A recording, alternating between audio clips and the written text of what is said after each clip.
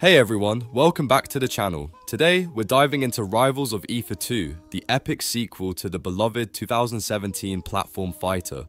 This game has leveled up in every way, new mechanics, updated visuals, and, of course, a roster of fighters that each bring their own unique flavor to the battlefield. But, let's be real, not all fighters are created equal. Some characters are just way better at dominating the arena, and today we're breaking down exactly who you should be maining if you want that competitive edge. Now, whether you're a die-hard Rivals fan or new to the series, this tier list is here to give you the lowdown on who's packing the biggest punch in the Rivals of Aether 2. We'll go over the best fighters in the game, highlighting their strengths, playstyles, and maybe even a few weaknesses to watch out for. So grab your controller, settle in, and let's figure out who's rising to the top in this next level fighting experience. Ready to dive in? Let's go! I'm quickly moving on to the video and I'm ranking characters in Rivals of Aether 2. Before we start, if you enjoy these types of tier list videos, don't forget to like the video and subscribe. Enjoy watching. My friends, only 0.1% of viewers subscribe. If you like this type of content, please do not forget to subscribe to the channel. Thank you in advance for your support. The characters in this tier are, in order from top left to bottom right, Loxodon. Alright, here's a story twist that will make your head spin. Loxodon isn't just another power-hungry character in Rivals of Aether 2. No, this guy's basically a mix of Star Wars Darth Vader and The Office's Michael Scott. At first glance, he's the Minister of Trade in the Fire Empire, an important guy on the Fire Council, and supposedly a close friend of Emperor Renburn. But here's the kicker, Loxodon only kept Renburn around for appearances, and then orchestrated his murder. He framed Forsburn, Renburn's son, for it all. This guy played everyone, and played them well, but Loxodon wasn't satisfied with just running things from the shadows. When Forsburn and Zetterburn disappeared, the Fire Empire's people lost their connection to the flame, leaving Loxodon to seize power. Not content with just that, he decided to rebuild his body with machinery, transforming himself into the Eternal Emperor. The Fire Empire became less of a symbol for unity and more of an ego-fueled empire devoted to himself. No one's challenging the big bad Robo-Emperor, except Claren, who spent years working her way up as a royal guard just to take him out. But guess what? Loxodon was way too powerful, forcing Claren to go to the pass and stop him before he became this indestructible mecha monster. Now, if you're thinking this robotic tyrant doesn't have a softer side, let's look at his role in Lovers of Aether. Here, Loxodon's the principal at Aether High. Yes, the very principal whose voice constantly booms over the intercom, guiding students from class to class. But even without his futuristic tech, his ego shines through. He has an intercom system designed in the shape of his own face and speaks with this overly theatrical authority. No one's calling him the friendly school principal. Maple can't stand him, and Claren, she's from that same future where Loxodon is a total nightmare, ruling over a dystopian world. And yet here he is, micromanaging a high school in the most Loxodon way possible. So yeah, Rivals of Aether 2 players, don't sleep on Loxodon's character. Sure, he's C tier in the rankings, but his story is S tier drama. This is a character who goes from backstabbing political mastermind to cyborg emperor, and then, just for fun, takes on a side gig as a high school principal. Loxodon's not just an enemy, he's a character you love to hate, with a storyline that's a full-on soap opera. The characters in this tier are, in order from top left to bottom right, Forsburn, Crag, or Kane. Forsburn is a versatile fighter whose strengths lie in his ability to control space with his impressive range. His dagger grants him one of the longest ranges in the game, which makes him a formidable opponent in neutral play. His aerial moves are particularly valuable for spacing. His neutral aerial is fast, covering a wide area with minimal landing lag. It can even be auto-cancelled after the second hit, making it an ideal option for controlling the space around him. Forsburn's up aerial, with its sizable hitbox and decent power, excels at countering overhead attacks and controlling space, while his down aerial offers a powerful spike. Despite its strength, however, the down aerial is risky due to its slow startup and high landing lag. Forsburn's back aerial is another potent tool, capable of inflicting high knockback and damage, though it comes with high risk due to its slower startup. On the ground, Forsburn remains highly effective with a mix of quick and heavy hitting moves. His down tilt is particularly useful for spacing and stopping approaches, while his forward tilt is among the fastest in the game and even creates a smoke cloud when not fully charged. His dash attack is ideal for punishing whiffs, though it can leave him open if avoided. His forward strong attack is excellent for stopping opponents, and the second hit deals substantial knockback, making it a reliable kill option. Forsburn's down strong, which covers both sides and has minimal startup lag, pairs well with his neutral aerial and can be a game changer in certain matchups, capable of KOing opponents at around 80% depending on the circumstances. Forsburn's specials further expand his utility, particularly when empowered by consuming 3 smoke clouds. His neutral special creates a smoke screen, allowing him to remain invisible and mix up his landings, recoveries, and edge guards. His side special spawns a clone that can either go on the offensive or play defensively, adding another layer to his strategic approach.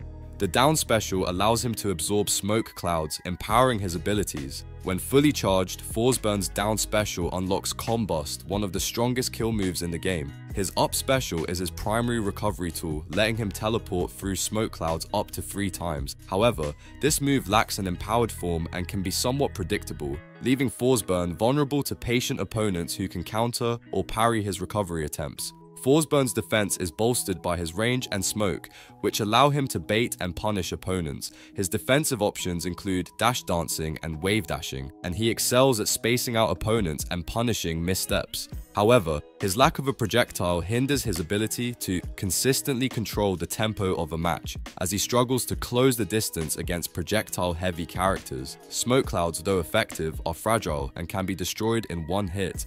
When Forsburn is parried, any absorbed smoke clouds are released, diminishing his offensive potential.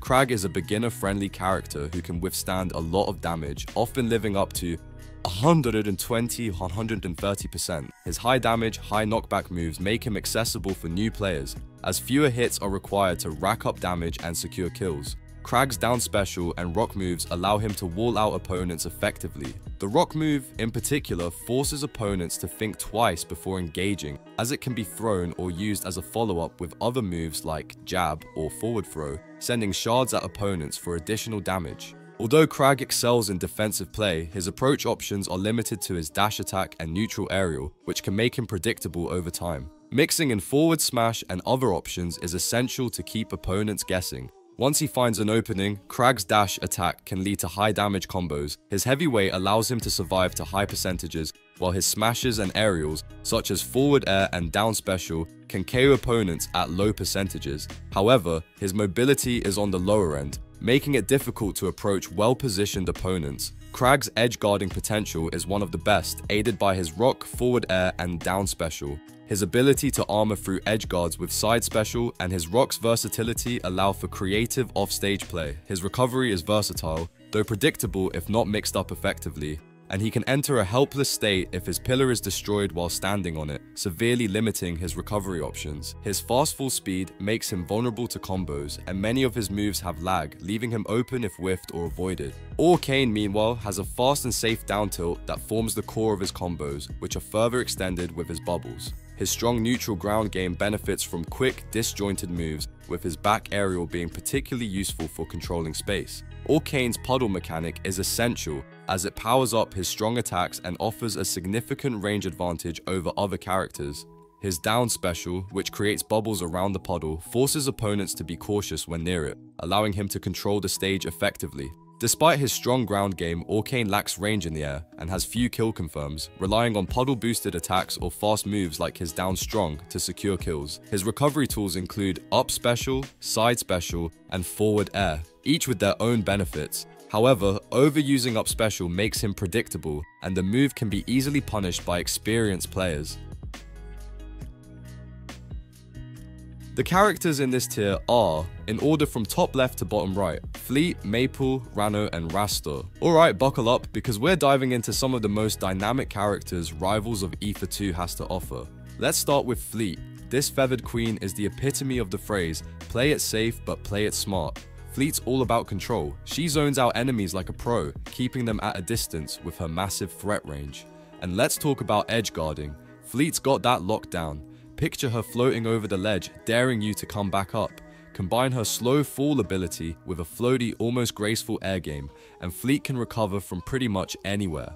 But she's also got a major downside. Her hollow bones make her so light that a strong hit can knock her out way sooner than most characters. Not much for combos, Fleet's more about well-timed single hits that disrupt. She's basically the smart player's dream pick. Now, let's get into Maple. This speedy menace is practically glued to the ground, weaving in and out of her opponent's space with ease. She's got some of the best punish tools in the game, with fast moves that keep her momentum rolling. Oh, and don't get too close or you'll meet her little friend Lily, a plant that pops up and attacks anyone in its range. It's like having a second Maple on the field, limiting where opponents can go and breaking up their combos. She's got some insane kill confirms too, like that deadly forward aerial, which just wraps marked opponents, giving you time to set up more chaos. The downsides? Maple's recovery game is tough when she doesn't have a target to tether to. And that lightweight? Yeah, don't expect her to live through hard hits. Then there's Rano, who's the monk with moves. Imagine a combo demon who can switch between precise, pinpoint strikes and fluid, almost dance-like movements. Rano's ground movement is top tier, with tricks like F special to slingshot himself around. He's got some crazy combos too, racking up damage in no time. But Rano's got a tiny hitch. His hitboxes are tight, which means if you misjudge, you're getting punished. And if he gets knocked off stage, things get tricky. Sure, he has his bubble and F special, but let's just say his recovery isn't exactly foolproof. Get too comfortable and you're toast. Alright, time to talk Rasta. This guy basically invented aerial supremacy in Rivals of Aether. Picture this. 4 jumps, insane speed, and the ability to use his strong attacks mid-air. Who else can pull that off? Rasta can dominate the skies in a way no one else can. Once he gets his slipstream up, he's an absolute beast in both ground and air mobility, just weaving in and out and piling on pressure. It's like watching a bird of prey swooping down over and over again. But yeah, there's a catch. He's the lightest character out there. One wrong move and he's out for the count. Plus, Rasta's skill ceiling is high. His moveset is unconventional, so you better be ready to grind and get good. He's risky, but oh, so rewarding. Back to Maple for a second. One of the coolest things about her is her tether mechanic. When she marks someone and uses her up special, it's like forcing a 50/50th guess near the top of the stage, and then she can follow up with up air or neutral air to really mess with their heads. She can even pull off a reverse side special, which gives her a little backward dash to bait opponents. If you love mind games, Maple's your pick.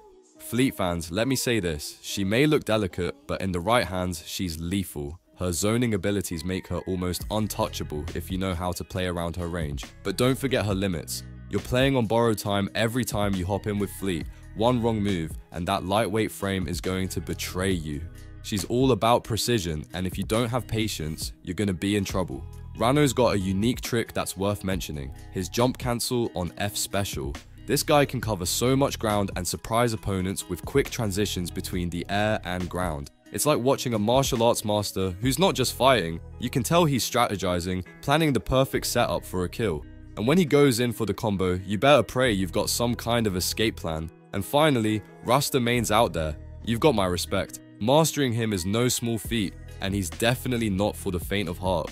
His lightweight means any mistake can send him flying, but that quadruple jump and slipstream control make him a nightmare to go up against if you know what you're doing. Plus, his aerial strong attacks, ridiculous. Rasta is that high risk, high reward character for players who live on the edge.